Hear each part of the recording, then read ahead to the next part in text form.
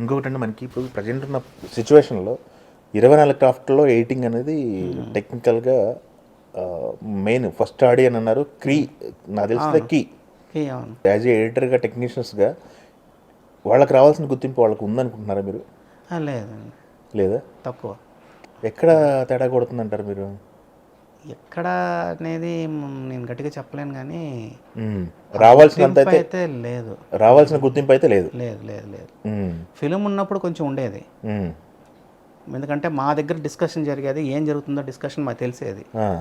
ఇప్పుడు ఏంటంటే వర్షన్స్ ఎక్కువైపోయాయి ఈ డిజిటల్ వచ్చి. ఇప్పుడు మాకు మేము పడే ఇబ్బందులు ఏంటంటే, ఒక 10 నిమిషాలు ఫైట్ తీశారనుకోండి, ఆ ఫైట్ తగ్గించొద్దని చెప్తున్నారు. ఫైట్ మాస్టర్స్ ఫైట్ తగ్గించొద్దు అంటున్నారు. అందరినీ కాదు, కొంతమంది, అందరినీ జనరల్ స్టేట్మెంట్ కాదు, జనరల్ కాదు, కొన్ని సినిమాలకి మాకు తెలుసు అది అన్ని నిమిషాలు చూడరని. మేము తగ్గించామనుకోండి, సార్ మీరు ఒకసారి చెప్పండి సార్ ఎడిటర్కి, ఆయన తగ్గించేస్తున్నారు సార్, మీరు కష్టపడి చేశారు, మేము కష్టపడి చేసాం, డైరెక్టర్ తీసేస్తున్నారండి అని అంటారు. వాళ్ళు ఫోన్ చేసి మాకు అసలు మీరు ఫైట్లు కొంచెం టచ్ చేద్దాం అంటున్నారు, వదిలేస్తున్నాం. ఎందుకు చెప్తున్నారని తెలియట్లేదు. పాటలు అంతే సార్, ఈ ప్లేస్లో పేతాస్ సాంగ్లు అవి ఉంటాయి, 4.5 నిమిషాలు 5 నిమిషాలు పెడుతున్నారు. ఆ పేతాస్ సాంగ్లో 4 షాట్లు వేసినా ఒకటే, 100 షాట్లు చూపించినా నాకు ఫీలింగ్ అదే. అంతసేపు ఏడ్చుకుంటూ కూర్చోను కదా, ఫస్ట్ 10 సెకండ్స్ 20 సెకండ్స్ ఫీల్ అవుతా, అంతే. అది చాలు సార్ అంటాం మేము, ఒక పల్లవి చాలండి బాబు, మిగతా తీసేద్దాం అంటాం. ఇవన్నీ అనుభవం అండి మాకు, ఎందుకు సురేష్ ప్రొడక్షన్స్లో మాకు ఇవన్నీ ఎక్స్పీరియన్స్లు. ధర్మచక్రం అన్నిటికీ పేతాస్ సాంగ్లు తీసేసి థియేటర్కి వెళ్ళి రిమూవ్ చేస్తాం మేము. లెగిసిపోతున్నారు జనం, సిగరెట్ కాల్చడానికి వెళ్తున్నారు అది ఇది అని, టాయిలెట్కి వెళ్తున్నారని. ఆ టైంలో లెగడం ఏంటని చెప్పి, ఆ సురేష్ ప్రొడక్షన్స్లో గొప్పతనం ఏంటంటే 1 డే బిఫోర్ రిలీజ్ అవుద్ది ఒక షో, ఎక్కడ స్నీక్ ప్రీవ్యూ అని రిలీజ్ చేసేవారు. అక్కడికి మేనేజర్లు అందరూ వెళ్ళి మన అసిస్టెంట్స్ అందరూ వెళ్తారనమాట.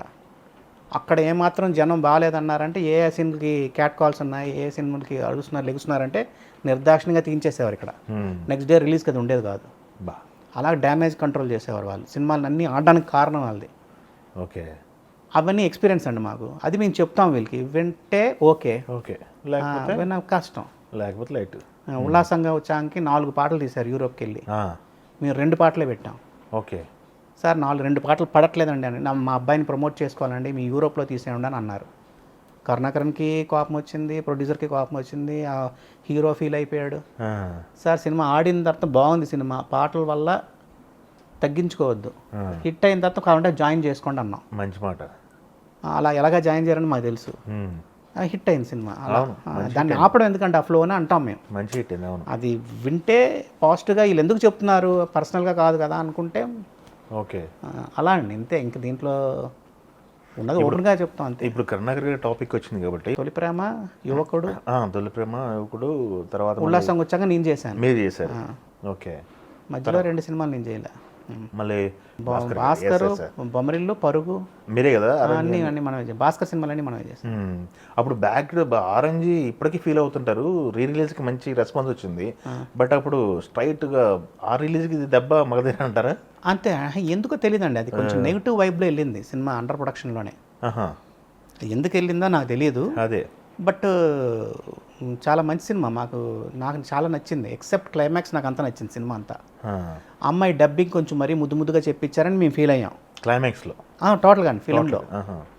జెనిలియా డబ్బింగ్ కొంచెం మరీ ముద్దుగా అనిపించిందని మేము డిస్కస్ చేసుకున్నాం. సినిమాగా మాకు చాలా నచ్చింది ఆ సినిమా. ఓకే, క్యారెక్టరైజేషన్ కొత్తగా ఉంటుంది, సీన్స్ బాగుంటాయి, అవును, అన్నీ బాగుంటాయి. మరి అంత పెద్ద ఫ్లాప్ ఎందుకు అయింది అనేది నాకు, క్లైమాక్స్ అయితే మేము అనుకున్నాం, క్లైమాక్స్ నువ్వు అనుకున్నది చెప్పలేకపోయావు భాస్కర్ అని మేము డిస్కస్ చేసుకున్నాం ఎడిటింగ్ రూమ్లో. ఓకే, అది మటుకు జరిగింది, కానీ అంత ఫ్లాప్ అవ్వుతుంది అని మేము అనుకోలే. మరి అంటే ఫెంటాస్టిక్ సాంగ్స్, అసలు ఇప్పటికీ అలాంటి ఆల్బమ్ రాలే. అవును, ఎక్సలెంట్ కదా అది. అలా ఇవన్నీ జరుగుతాయండి. ఇంకా అదే కొన్ని అది డే 1 నుంచే నెగిటివ్గా వెళ్ళింది, ఎందుకు వెళ్ళిందో మరి తెలియదు. అది అండర్ ప్రొడక్షన్ నుంచే నెగిటివ్గా వెళ్ళింది, అది ఎందుకు ఆ టాక్ వెళ్ళింది, ఎందుకు అలాగా జనంలోకి వెళ్ళిందనేది తెలియదు.